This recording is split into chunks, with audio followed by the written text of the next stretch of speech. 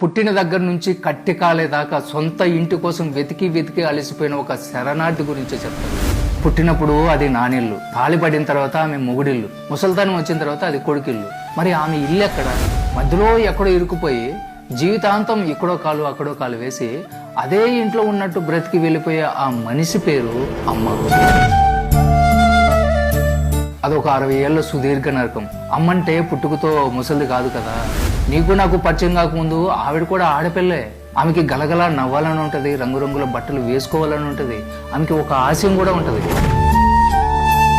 కానీ పెళ్లి అని ముడిపడిన తర్వాత ఆ అమ్మాయి చచ్చిపోతుంది. ఆ శవం మీద ఒక భార్య పుడుతుంది. ఆమె ఇంటి పేరు పోతుంది, గోత్రము మారిపోతుంది. చివరికి ఐడెంటిటీ కూడా భర్త పాదాల దగ్గర తాకట్టు పెడుతుంది. అప్పటిదాకా నా ఇష్టం అనుకున్న ఆడపిల్ల అప్పటి నుంచి ఆయన గారి ఇష్టం, అత్తగారి ఇష్టం అని బ్రతకడం మొదలు పెడుతుంది.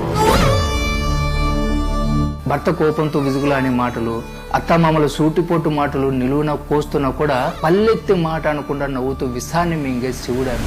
జీతం అడగని పని మనిషి, సెలవు అడగని కూలి, పడక గదిలో భర్తకి అలసట తీర్చే ఒక బానిస.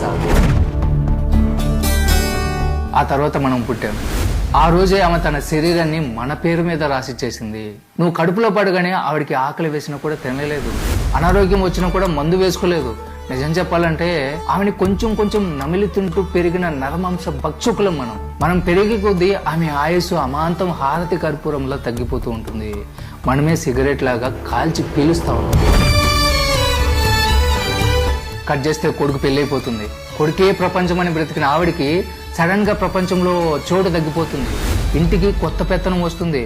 ఎవరి కోసమైతే ఆమె తన యవ్వనాన్ని ఆరోగ్యాన్ని దారపోసిందో వాళ్ళే ఇప్పుడు నీకేం తెలియదమ్మా, నువ్వు కాస్త ఆగు అని నోరు మోయిస్తారు. ఆమెది చేదస్తామంటారు. చివరికి ఏమవుతుంది? ఈ ఇల్లు నాది అని ఆమె జీవితం మొత్తం అనుకుంది. కానీ ఆమె అదే ఇంట్లో ఒక గెస్ట్ లాగా మారిపోతుంది. దిక్కుమాలిన మందు బిల్లలు, హాస్పిటల్ వాసనలు, మొహం చాటేసిన భర్త, బిజీ అయిపోయిన కొడుకు విజుక్కునే పోవడం. చివరికి మంచం మీద పడిపోయిన తర్వాత ఆవిడికి చావు అంటే భయం ఉండదు. నేను ఎవరికీ బరువు కాకూడదు అన్న బాధ ఎక్కువగా ఉంటుంది.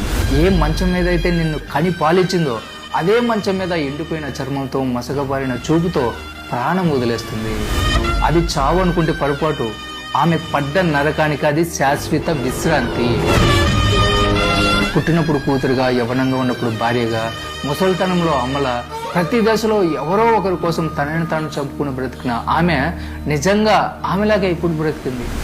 మనం రాసిచ్చిన ఆ దరిద్రమైన స్క్రిప్ట్లో అద్భుతంగా నటించి చివరాఖరుకు చప్పట్లు కూడా దక్కించుకొని ఓడిపోయిన ఒక గొప్ప కళాకారిణి ఆమె.